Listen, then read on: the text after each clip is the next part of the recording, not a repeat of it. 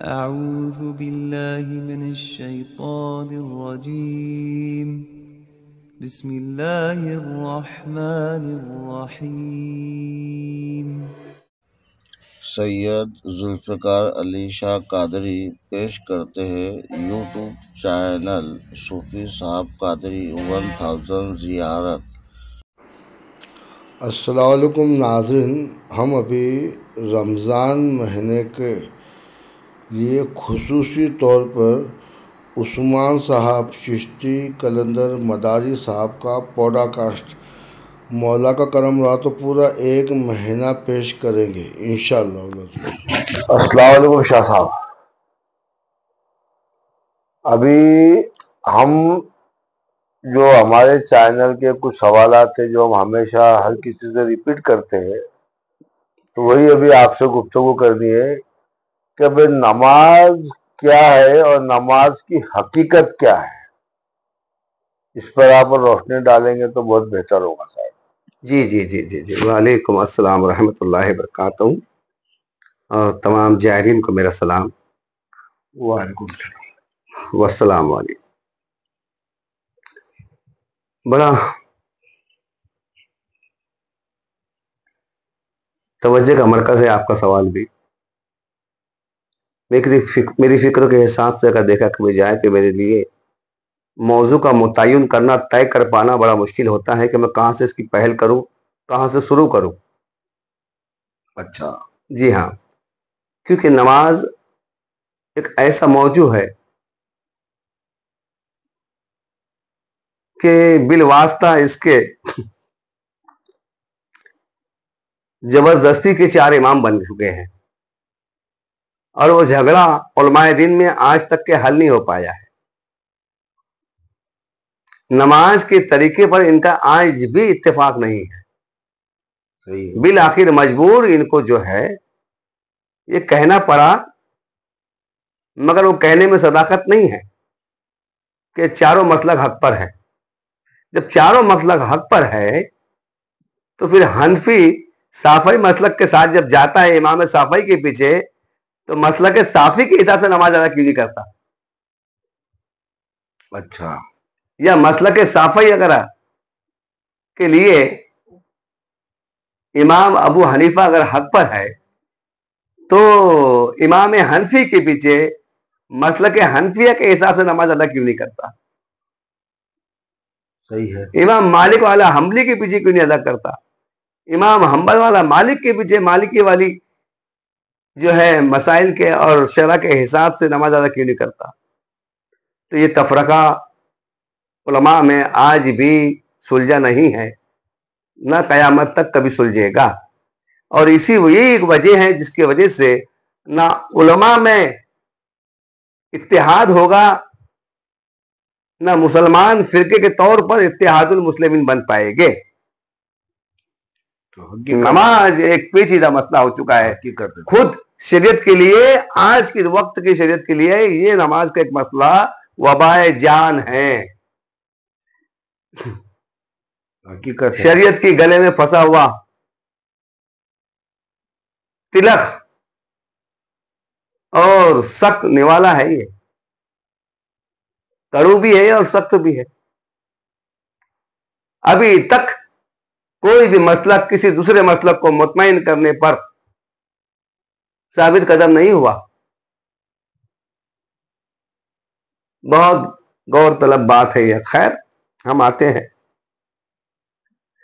میں آتا ہوں نبی کی، اس کی آغاز کرتا ہوں نبی کی اس حدیث سے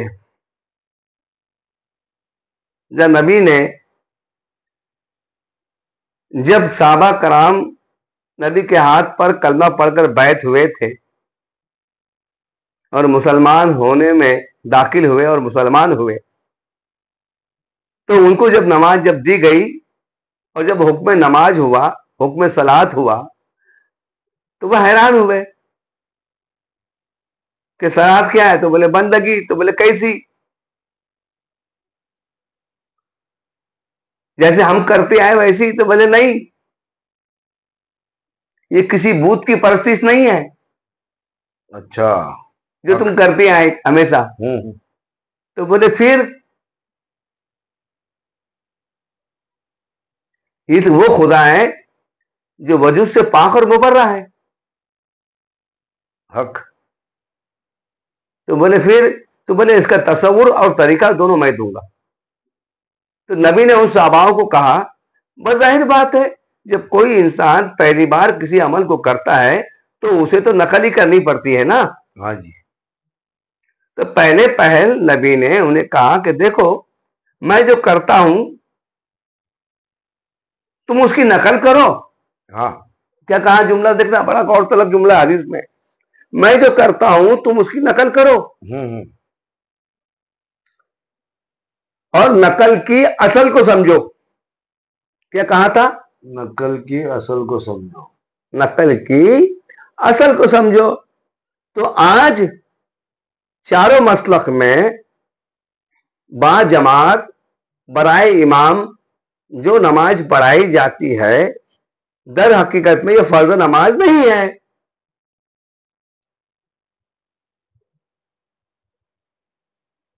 اچھا. یہ جملہ بڑا حیران کن ہوں گا آپ کے لیے. حیران کن تو ہے صاحب. اور فکر کا مرکز بنے گا انشاءاللہ تعالی. وہ کیوں؟ وہ اس لیے کیونکہ اس کا طریقہ کار نبی نے بتلایا اور یہ کہا تھا کہ میری نقل کو دیکھو اور اصل کو سمجھو. تو حکم دو ہوئے، ایک نہیں ہے. حکم دو ہوئے، ایک نہیں ہے صاحب. تو پوری امت نقل میں ہی لگی ہوئی ہے. مگر فقراء عارفین کے نزدیک، مگر خانقاہوں میں فقراء عارفین کے نزدیک یہ جو صلات ہے اس صلات کو صلات سنت کہتے ہیں. اچھا. کیا کہتے ہیں؟ صلات سنت. ہاں.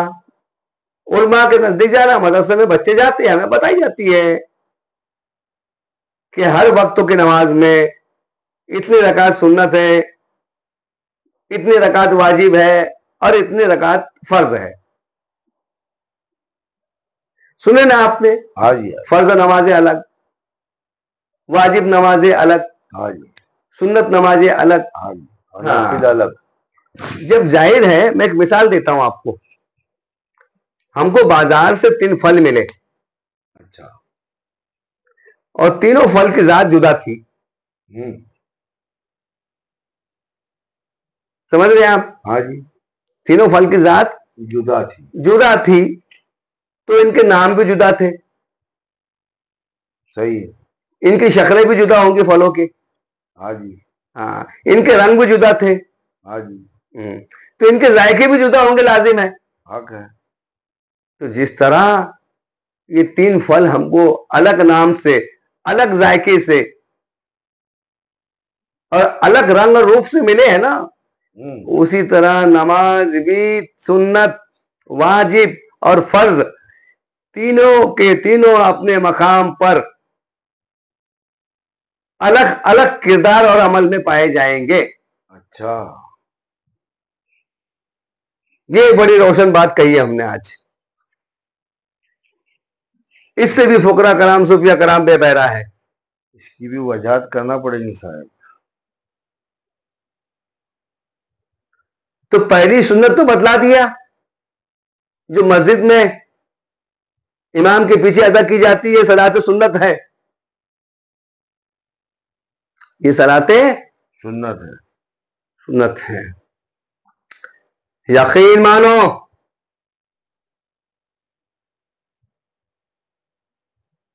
ہم معاشرے کے اندر اپنے بچے بچیوں کی شادی بیاہ کرتے ہیں صاحب، نکاح کرتے ہیں صاحب.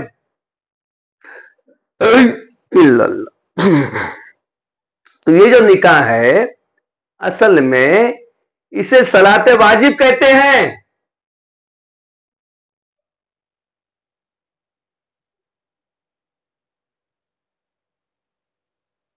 کیا بات. یہ مرتبہ ربوبیت کے 3 منازل ہیں.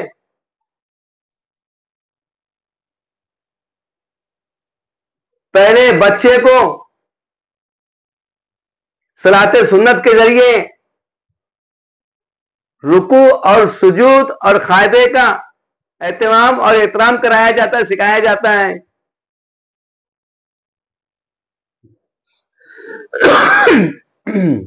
صلاۃ سنت کے ذریعے. اور پھر صلاۃ واجب میں اسے عمل سے گزارا جاتا ہے.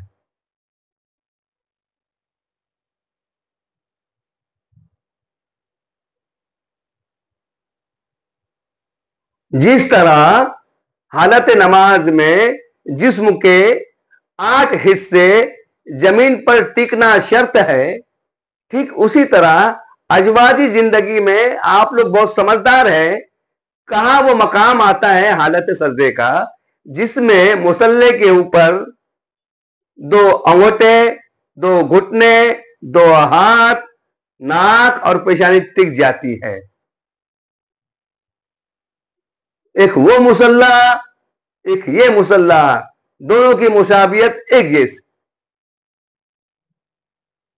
تو نبی نے فرمایا اگر بچے کو مار کر بھی نماز سکھانی پڑے تو سکھاؤ. تو یہی ایک حقیقی وجہ ہے کہ شریعت کے اندر علماء بیان نہیں کرتے ہیں کہ نماز فقط بالغ پر فرض ہے. یہ حدیث سے اس کا خلاصہ واضح ہو گیا.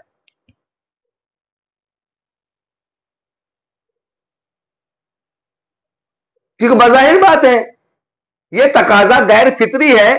مسجد کے ممبر کے اندر بالغ اور نابالغ کا وہاں پہ کون سا عمل ہے؟ اس سے نفس کے بالغ ہونے کا تعلق کیا ہے؟ یہ ہے. اچھا، نبی کے حدیث اور ہے.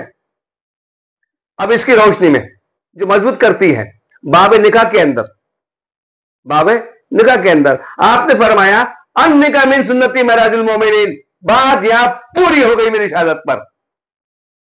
کیا بات ہے. اب آتے ہیں فرض نماز کی طرف.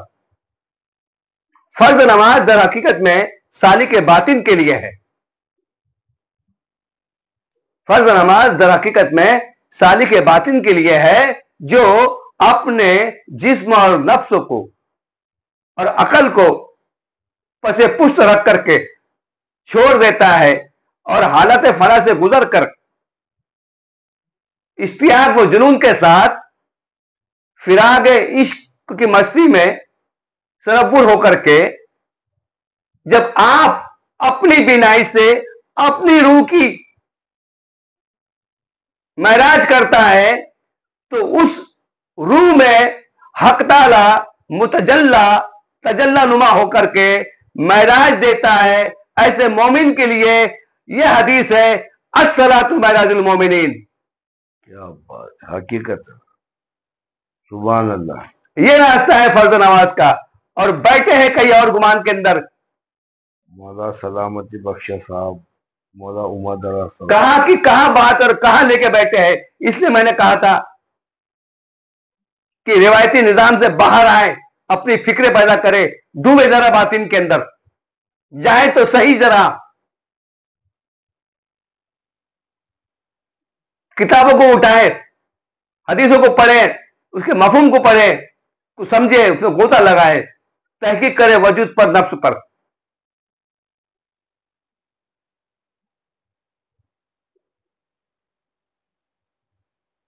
طریقت در حقیقت میں وحدت الوجود کی فطرت پر مبنی ہے. کیا بات ہے. اور وحدت الوجود کے لیے معرف الوجود کا ہونا شرط اول ہے. کیا بات ہے. اس سے پہلے والی ویڈیو میں بول چکا ہوں میں.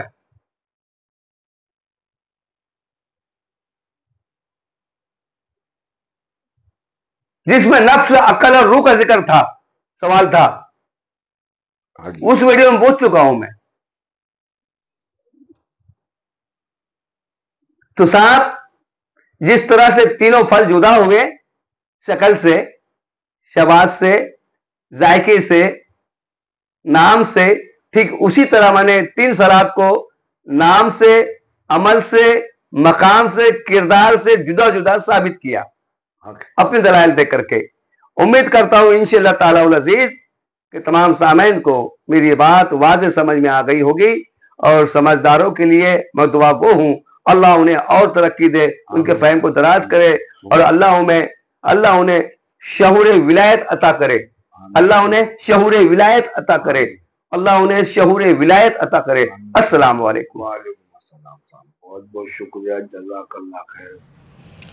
السلام علیکم دوستو، اس ویڈیو کے متعلق یا اور بھی اگر آپ کے پاس کوئی سوال ہے تو آپ ہمیں کمنٹس میں سوال کر سکتے ہیں۔